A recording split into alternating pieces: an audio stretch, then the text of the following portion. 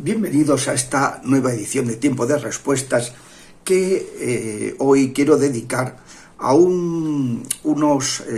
las convicciones del gran John Henry Newman, cardenal de la Iglesia Católica, y que ha sido beatificado hace 14 años por Benedicto XVI y canonizado hace 5 por el Papa Francisco. Este autor es de esos grandes personajes del siglo XIX que nace en 1801, me parece, y muere a los 89 años, recorre todo el siglo XIX. Nace anglicano, poco a poco va incorporándose al movimiento de Oxford, que trataba de ir al fondo de las raíces católicas de la Iglesia de Inglaterra. De hecho, la Iglesia en Inglaterra se autodenomina Catholic Church, Iglesia católica, pero de Inglaterra. Si uno quiere buscar una iglesia católica romana, tiene que buscar eso, Roman Catholic, pero ellos se consideran católicos, ¿no? Y bueno, pues ese movimiento que estuvo y al que pertenecieron mucha gente, ahí estuvo pues Tolkien, ahí estuvo C.S. Lewis, ahí estuvo Hilary Billock, ahí han estado personajes de una categoría impresionante, y el que más peso tuvo fue Newman. Newman luego se convierte, era pastor anglicano y acaba pues convirtiéndose a la Iglesia Católica, que causó un gran revuelo, y fue hecho cardenal a finales ya de su vida por el Papa León XIII, que es un papa de una categoría impresionante también. Bueno, pues yo quería referirme a sus 4 sermones, que ha tenido el acierto de publicar un artículo en el National Catholic Register, Joseph Proniken, que recoge pues las enseñanzas que él fue madurando sobre la venida del Anticristo. Y me parece que es un tema para los tiempos actuales pues interesante, muy importante, y saber cómo él, que como anglicano pues había trabajado bien las Escrituras, y como perteneciente al movimiento de Oxford había trabajado a los padres de la Iglesia muchísimo. Es más,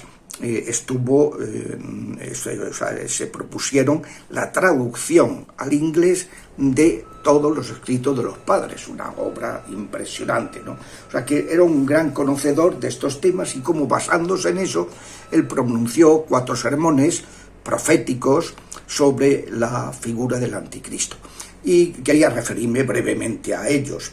Como es lógico, no voy ahora a repetir los sermones, ¿no? Porque además ya saben que en tiempo de melones pocos sermones, pero en este caso pues vale la pena sí referirnos brevemente a esos 4 sermones que hablan, el primero, los tiempos del Anticristo, y después hablan de la religión del Anticristo, la religión del Anticristo, el tercero, la ciudad del Anticristo, y el cuarto, la persecución que promueve el Anticristo. Toda esta doctrina está muy enraizada en los textos bíblicos, donde se habla de los tiempos de la gran tribulación, que es cuando se manifiesta el hijo de la iniquidad, se manifiesta el Anticristo de manera suprema. Anticristos ha habido mucho a lo largo de la historia, pero como dice muy bien Newman, hay un personaje, una persona concreta, que es la personificación propiamente dicha de la figura del Anticristo. Respecto al primer sermón, los tiempos del Anticristo, él explica, estamos hablando que es unos sermones de hace a mitad del siglo XIX, 1864, por ahí, hace 180 años. Newman ve con toda claridad que habrá una apostasía espantosa y la manifestación del hombre del pecado, el hijo de la perdición, como se llama comúnmente, del anticristo.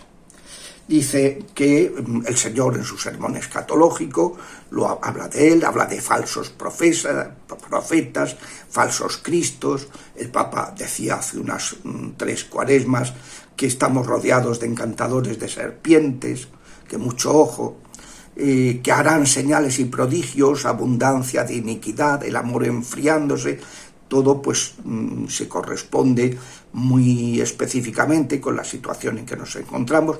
Y decía Jesús, cuando veáis todas estas cosas, sabed que está cerca, a las puertas, el hijo de la iniquidad, ¿no?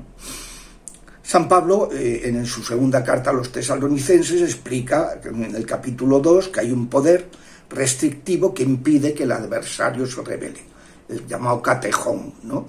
El obstáculo para que se revele, pero que se manifestará cuando ese obstáculo desaparezca, se manifestará a su debido tiempo. Newman dice que los romanos pensaban que el anticristo pues era el imperio romano, con diversas encarnaciones, en Nerón, en fin, los distintos emperadores que persiguieron a la Iglesia, ¿no?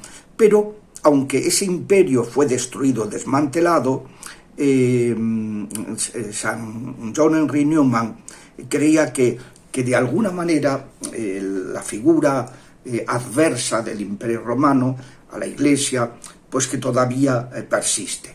Esto está muy en consonancia con Apocalipsis. Si vemos Apocalipsis, va en varios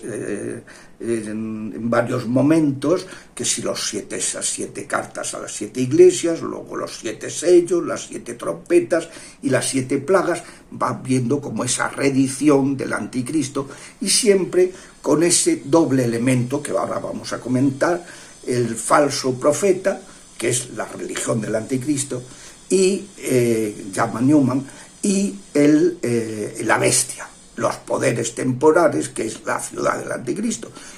Bueno, entonces Newman pues considera que ese poder, esos poderes, de alguna manera adversos a la Iglesia, que han estado en esta etapa. Por eso también dice Apocalipsis, que en el capítulo 20, que habrá un milenio. Un milenio es un tiempo de plenitud, no es que sean 1000 años. Un tiempo en que sí habla de plenitud del reinado de Cristo, que es la Iglesia. De plenitud en la Iglesia, que hasta ahora ha sido perseguida, machacada, teniendo que caminar en medio de grandes tribulaciones, y que habrá un momento en que eso no sea así. Dice, vendrá una apostasía, el hombre de pecado se rebelará, o sea que nace de un momento de apostasía. En mi libro del Quo Vadis Ecclesia, ¿a dónde vas, Iglesia?, celebrando en falso los sacramentos, explico precisamente cómo se ha gestado esa gran apostasía, la responsabilidad de la Iglesia en esa gestación y cuál es el remedio, que después de la intervención sobrenatural por parte de Dios, de esa intervención de Jesucristo, pues verán la señal del Hijo del Hombre, ¿no? Pues dice el Señor en su discurso escatológico, pues habrá falta una evangelización nueva, que sea nueva en su ardor, en sus métodos, sus expresiones, pero que sea nueva porque especialmente que sea evangélica, que se ajuste a cómo lo hizo Jesucristo. Bueno, el cardenal reconoce que hay un alejamiento de la religión progresivo, y que por eso pues él piensa que se acerca ese momento del anticristo, que promete grandes cosas pero que no da nada. El siguiente sermón de Newman es sobre la religión del anticristo. Esa propuesta, el falso profeta, que dice Apocalipsis, ¿no?